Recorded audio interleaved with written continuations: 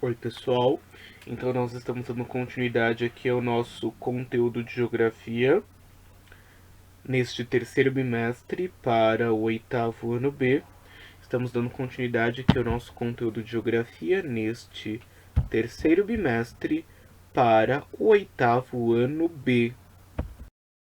E aí, nós estamos falando sobre as características naturais da nossa América anglo-saxônica. Lembra que o nosso percurso, então, de análise das características naturais da América anglo-saxônica, ela se iniciou pela avaliação das questões, primeiro, da identificação do nome, né? Do que é a América anglo-saxônica, do porquê essa denominação.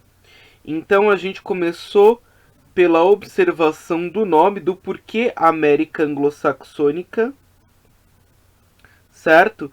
Do porquê essa expressão. E aí a gente começou a nossa análise a partir da avaliação das multiplicidades.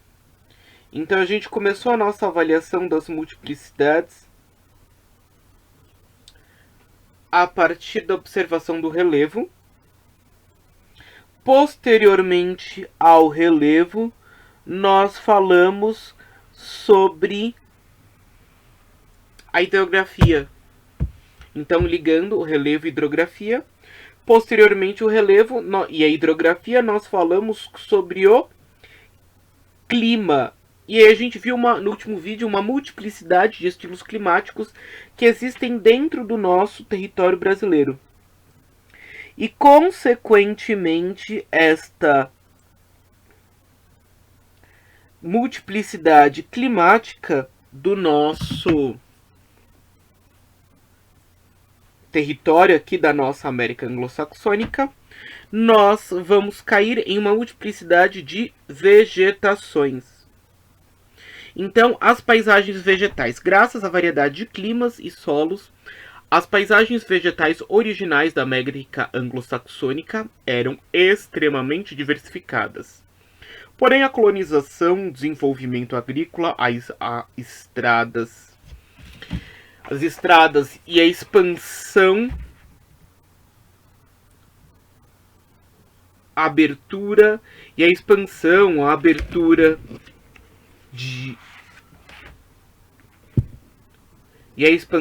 abertura urbana, industrial, entre outros fatores, levaram à destruição de amplas áreas naturais. Então, nós temos uma diversidade, mas essa diversidade ela acabou sendo degradada pela expansão urbana e industrial. Ou seja, o processo de desenvolvimento econômico acabou sendo um ponto de desagregação dos recursos e das áreas naturais que aí existem. Mas a nossa observação aqui é a partir da identificação da nossa multiplicidade. Ou seja, a multiplicidade de climas gerou esta multiplicidade de estilos de relevo, tá? O nosso grande ponto de observação é esse. A multiplicidade de climas gerou uma multiplicidade vegetal. Lembrando que a condição do relevo ela também está aqui interligada, tá? A condição do relevo, a condição hídrica também se encontra aqui interligada. E a gente começa aqui falando da tundra. Então, tundra é encontrada no norte do Canadá e em quase todo o Alasca, Estados Unidos. É constituída por musgos e líquens e em alguns pontos por herbáceas anãs, como podemos ver na foto abaixo do Vale do Viterkawan, no território do noroeste do Canadá em 2016. Durante o verão, essa vegetação floresce e serve de pastagens para caribus, animais típicos da região, para as nossas renas. Seguinte, a tundra ela é uma vegetação que a gente sempre fala que é uma vegetação altamente resistente, porque ela resiste as baixas médias térmicas. Essa vegetação, então, ela é composta de musgos e líquens, porque ela vive a maior parte do ano coberta por neve. Somente durante o verão, quando existe o derretimento dessa neve, que essa vegetação se torna visível, tá? Então, só durante o verão, quando temos o derretimento da neve, é que essa vegetação se torna visível. Esse estilo vegetal, então, ele é particular a regiões com médias térmicas extremamente baixas. Então, médias térmicas extremamente baixas apresentam essa constituição vegetal, apresentam este estilo vegetal, esta condição vegetal, certo? Então, apresentam esta composição vegetal. Aí, então, vamos lá.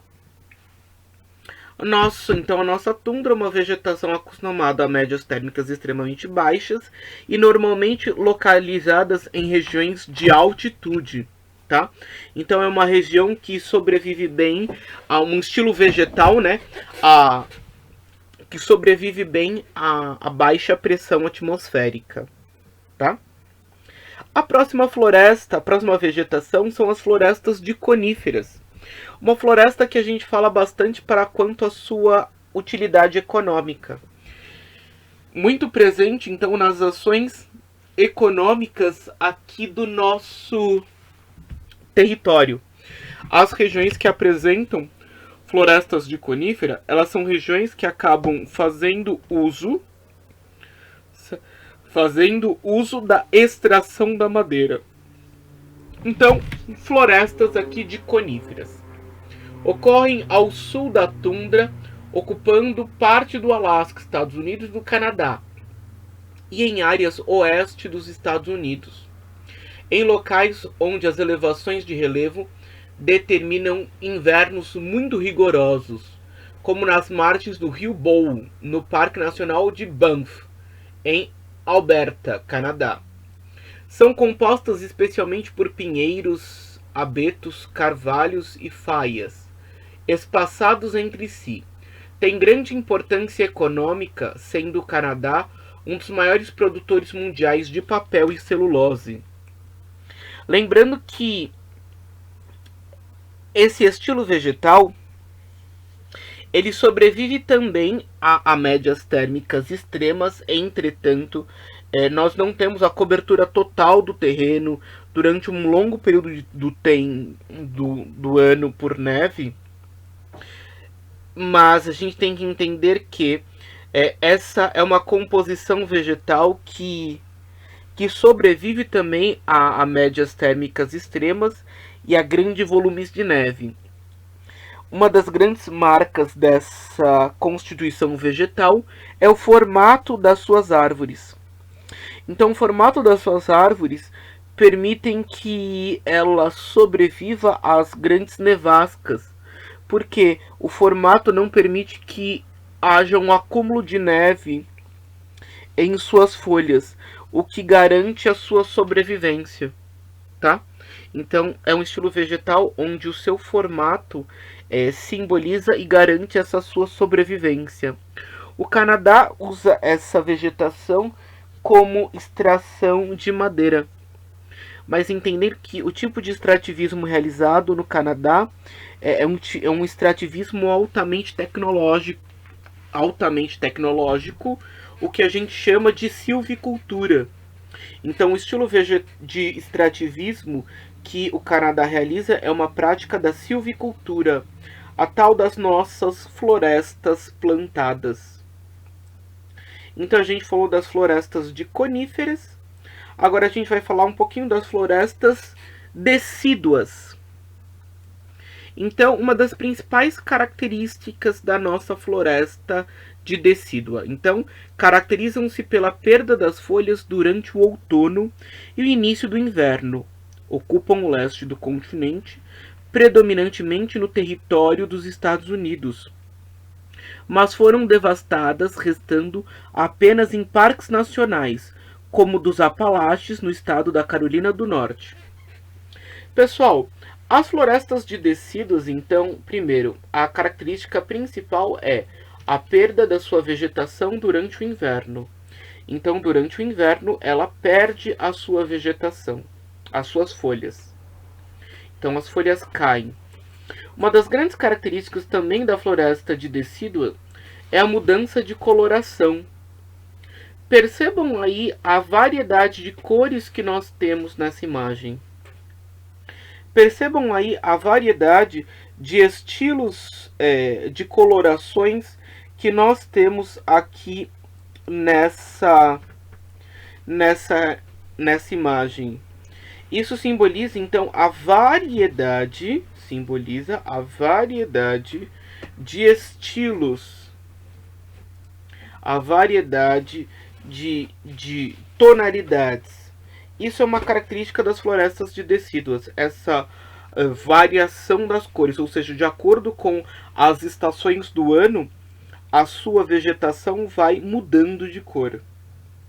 E durante o inverno ela perde as suas folhas. Então ali no outono ela vai perdendo as suas folhas, no inverno está totalmente sem folhas, e aí na primavera essa folhagem renasce, tá? Essa é uma das grandes características dessas nossas florestas. Por que elas foram altamente devastadas? Por que o desmatamento atingiu essas florestas de uma maneira intensa? Não está ligado necessariamente ao extrativismo vegetal, mas está ligado ao processo de ocupação territorial, tá? Então, a região onde essas florestas se encontram, elas foram altamente ocupadas. Então, esse processo de ocupação florestal territorial fez com que houvesse o desmatamento. Então, após a sua devastação florestal, ou seja, a sua derrubada, foi consequência do processo de ocupação. Então, ela foi derrubada para dar origem a grandes cidades. Próximo estilo vegetal são as nossas pradarias.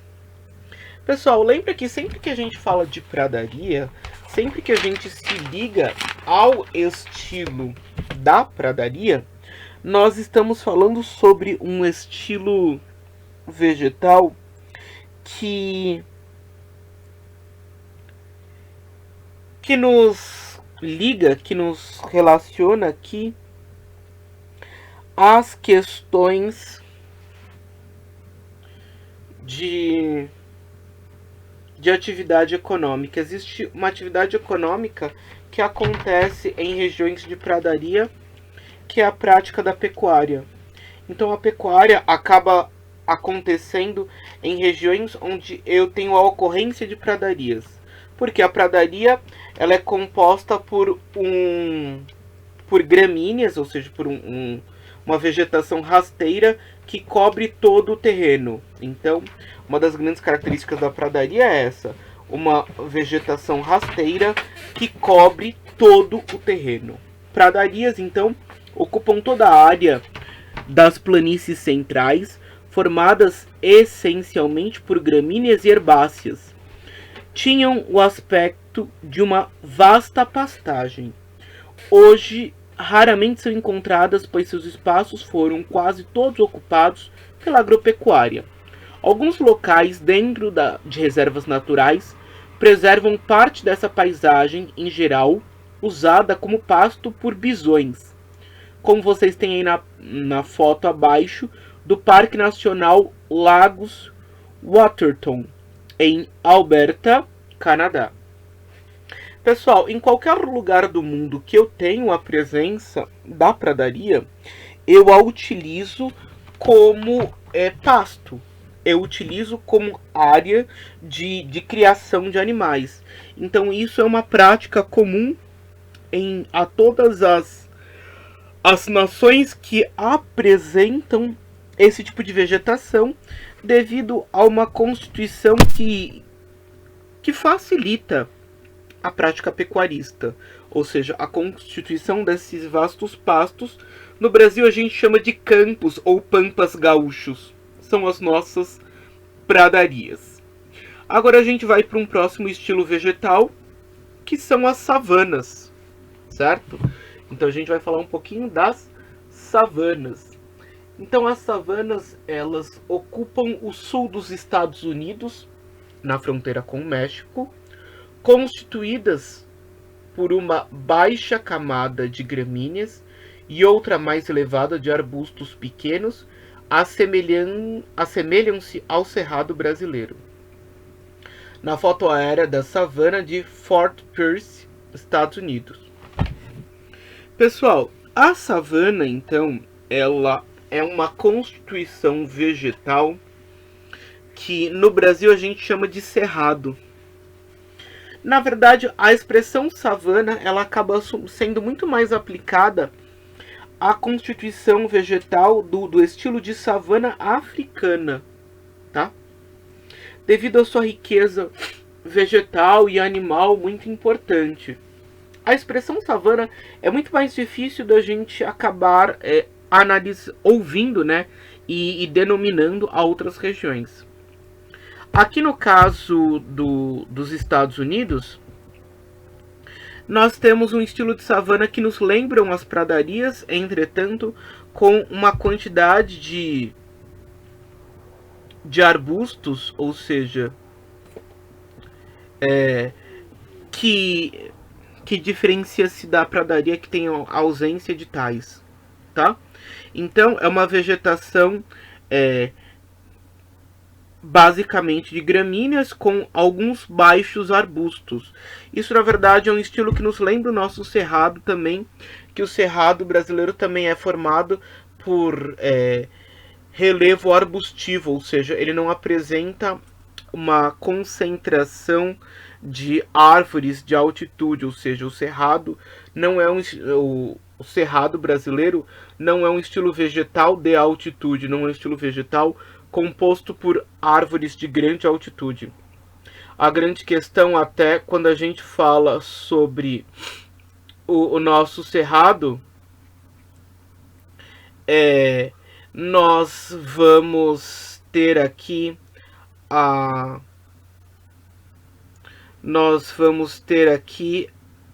questão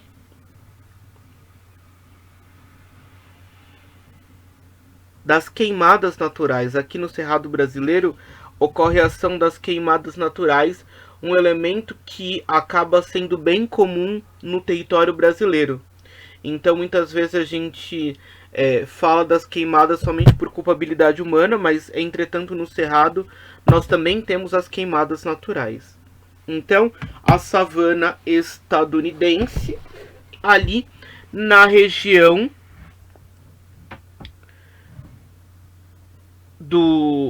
em Fort Pierce, nos Estados Unidos. Agora a gente vai para o clima mediterrâneo. Então, clima mediterrâneo, ou seja, a vegetação mediterrânea. A vegetação mediterrânea, ela acaba estando ali incorporada a esse estilo de clima homônimo, certo? Então, vegetação mediterrânea. Tipo de climas secos e com estações do ano bem definidas, em que ocorrem chuvas concentradas no inverno e formada por herbáceas baixas e secas. Pequenos arbustos, algumas xerófilas e palmáceas ocasionais, semelhantes aos maquis e garrigues estudados na Europa. Localizam-se no litoral sul da Califórnia, sendo geralmente denominada chaparral. Então, a vegetação mediterrânea acaba recebendo a denominação de chaparral aqui nos Estados Unidos, aqui na região da nossa América anglo-saxônica. Lembrando que esse estilo vegetal, ele literalmente é consequência do estilo climático, tá? Daí até a gente acabar utilizando o mesmo nome, a mesma expressão linguística para a denominação desse tipo de vegetação. Então, típica de climas secos, com estações bem definidas, chuvas no inverno, onde nós temos herbáceas baixas e secas, pequenos arbustos, xerófilas, palmáceas ocasionais, como os maquis e garrigues. Então, um composto vegetal muito particular ao estilo climático e muito particular à condição do relevo, tá? Muito particular ao tipo do relevo em questão, à formação do relevo em questão. Nós temos esse estilo de vegetação mediterrânea.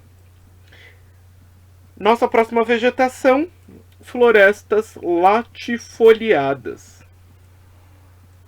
A floresta latifoliada, então, ela é a combinação de uma floresta ligada a um clima mais quente, tá? Um clima quente e úmido. As florestas latifoliadas, elas são florestas de vegetação densa e múltiplas, ou seja, eu tenho uma multiplicidade vegetal aqui neste meu estilo vegetal. E essa sendo uma das principais marcas da minha floresta latifoliada, a multiplicidade vegetal, tá? Então a multiplicidade vegetal é a grande marca das florestas latifoliadas. A multiplicidade vegetal é o grande símbolo destas florestas latifoliadas. Então vocês têm aí: ocorrem em áreas quentes e úmidas do Golfo do México, na península da Flórida, como podemos ver na foto abaixo, do pântano de Pepper Creek, em Homosassa Springs, Estados Unidos. São formações arbóreas bastante densas que lembram a paisagem da Mata Atlântica. Elas se transformam em pântanos e mangues nas áreas mais baixas próximas ao litoral. Se vocês analisam aí a imagem, essa área alagadiça ali, essa área que é denominada de pântano, ela tem a presença ali de árvores com raízes aéreas. Então, um estilo muito presente em área de manguezal, em área alagadiça. Isso é uma ação natural da vegetação, porque se a raiz da planta se encontra totalmente submersa, ela vai acabar morrendo afogada. Então, ela acaba desenvolvendo essa prática das raízes aéreas, certo? É uma vegetação bem comum às regiões de clima quente e úmido. Essa combinação clima quente e úmido favorece a ocorrência, então, desse estilo climático, favorece a ocorrência dessas características, o nosso clima quente e úmido, tá? Então, clima quente e úmido favorecem a ocorrência desse nosso estilo vegetal, dessa nossa composição vegetal, certo? Então, as florestas latifoliadas, essas florestas densas, resultantes de um clima quente com uma alta concentração de umidade. O nosso próximo tipo climático são os estepes e xerófilas, tá? Estepe e xerófila. O estepe, pessoal, nos lembra a pradaria, entretanto, nos lembra a pradaria com algumas diferenças. Primeiro, o estepe é uma vegetação rasteira descontínua. O estepe é uma vegetação rasteira descontínua, ou seja, é um tipo de vegetação que não cobre todo o terreno. Então, O steppe é uma vegetação que não cobre toda a área territorial. Já as xerófilas são formadas por plantas espinhosas, com poucas folhas e muitos espinhos. Lembra que a formação de xerófilas está ligada a uma região de clima seco, porque ela precisa garantir a umidade dentro da planta.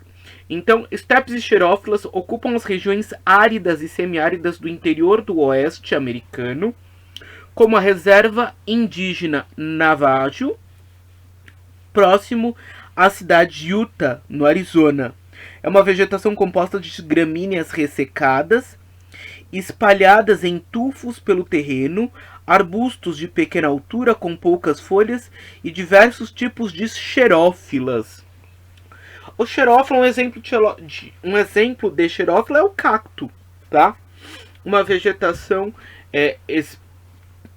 de espinhos que tem esse formato como como uma ação de proteção.